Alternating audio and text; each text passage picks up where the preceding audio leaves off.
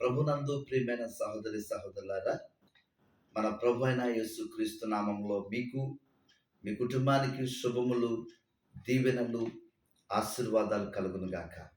బాగున్నారా? ప్రతిరోజు మేము మీ కొరకు ప్రత్యేకంగా మేము ప్రార్థన చేస్తూ ఉన్నాం. ప్రతి ఉదయకాల సమయంలో ప్రభు దగ్గర మేము కనిపెట్టి ప్రార్థన చేసి, దేవుడు మీ కొరకు ఏ వాగ్దానం అయితే ఇస్తున్నాడో ఆ వాగ్దానాన్ని మీకు ఉదయకాల సమయంలో తెలియజేస్తూ ఉన్నాం. మరలా మధ్యాహ్న కాల సమయంలో పరిశుద్ధాత్మ దేవుడు ఏ రకమైనటువంటి సందేశాన్ని, వర్తమానాన్ని మీకు అందించమని ప్రభు ప్రేరేపణతో మరలా మధ్యాహ్నం దేవుని వాక్యాన్ని మీకు అందిస్తూ ఉన్నాం. తప్పనిసరిగా వాక్యాన్ని వినండి, ఆశీర్వాదాలు పొందుకోండి. ఇంకా అనేకమైనటువంటి ఆశీర్వాదాలు, దీవెనలు పొందుకుందాం. ఈ సమయంలో కొద్ది నిమిషాలు దేవుని వాక్యాన్ని మనం ధ్యానం చేద్దాం. పరిశుద్ధ గ్రంథంలో నుండి లూకాసు సువార్త 10వ అధ్యాయము ఇక్కడ 41వ వచనంలో యేసుక్రీస్తు ప్రభువారు మాట్లాడుచున్న మాట, మార్తా మార్తా, నీవు అనేకమైన పనులను గూర్చి విచారము కలిగి తొందరపడుచున్నావు, కానీ అవసరమైనది ఒకటే. నా ప్రియమైన సహోదరి సహోదరులారా, ప్రతి ఒక్కరూ కూడా ఉదయకాల సమయం నుండి రాత్రి పండుకునేంత వరకు ఎక్కడికో ప్రయాణం అవుతూ ఏదో పని చేస్తూ టెన్షన్గా తిరుగుతూ ఉంటారు. నా ప్రియమైన సహోదరి సహోదరులారా, దేవుని వాక్యం సెలవిస్తుంది, అవసరమైనది ఒకటే. ఇక్కడ ఎందుకు యేసుక్రీస్తు ప్రభువారి మాట తెలియజేస్తున్నారంటే, యేసుక్రీస్తు ప్రభువారు ఆయనకున్నటువంటి 12 మంది శిష్యులు ఒక గ్రామానికి ప్రవేశించారు. ఆ గ్రామంలో ఒక ఇంటికి వెళ్ళారు. ఆ ఇంటిలో మార్తా మరి అని ఒక ఇద్దరు అక్క చెల్లెలు ఉన్నారు.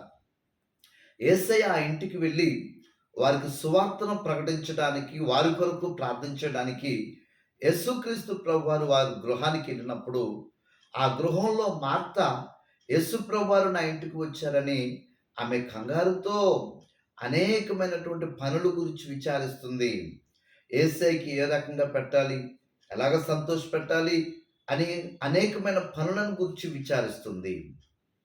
ఆమె చెల్లి అయినటువంటి మరియా యేసయ్య పాదాల దగ్గర కూర్చుని యేసయ్య మాటలు వింటుంది. ప్రియులారా, ఈనాటి కాలంలో చాలామంది కూడా అనేకమైనటువంటి పనులను గురించి విచారిస్తూ ఉంటారు. దేవుని సన్నిధికి వచ్చి ప్రార్థన చేద్దాం, దేవుని వాక్యం విందాం, దేవుడి దగ్గర కనిపెడదాం, దేవుడు నాకు ఏ రకమైనటువంటి ఆశీర్వాదాలు ఇస్తాడో, దేవుడు ఏ రకమైనటువంటి మేలులు నా పట్ల దేవుడు చేస్తాడో కనిపెట్టి ప్రార్థన చేద్దాం అన్న ఆలోచన ఎవరు ఆలోచించట్లేదు. ప్రియులారా, ప్రతి మానవుడు అనేకమైనటువంటి పనులు మార్త వలె కంగారు పడుతుంటారు, ఆలోచిస్తూ ఉంటారు. మార్త కూడా పనులను గురించి ఆలోచిస్తుంది. యేసయ్య పాదాల దగ్గర కూర్చుని మరియా యేసు ప్రభువారు చెప్పే శ్రేష్టమైనటువంటి మాటలు, విలువైనటువంటి మాటలు, అమూల్యమైనటువంటి మాటలు ఆమె శ్రద్ధగా వింటుంది. ఈరోజు నీ జీవితంలో కూడా అనేకమైన పనులను గురించి విచారిస్తున్నావేమో. ఎలాగా నేను అనుకున్నటువంటి పనులు ఎలా అవుతాయి, ఎలా సాధ్యమవుతుందని మార్త వలె విచారిస్తున్నావేమో. నా ప్రియమైన సహోదరి సహోదరుడా, దేవుని వాక్యం చెప్తుంది ఫిలిప్పీ పత్రికలో, మీరు చింతించొద్దు, మీ చింత యావత్తు నా మీద వేయండి అని దేవుడు చెప్తున్నాడు. ఎవరు చింతించవలసిన పని లేదు. మనం చింతించి మనం ఏమీ చేయలేం, మన వల్ల ఏమీ కాదు. కానీ దేవుని వాక్యం చెప్తుంది, అవసరమైనది ఒకటే. యేసు ప్రభువారు చెప్పారు, మీరు మొదటిగా నా నీతిని నా రాజ్యాన్ని వెతకండి.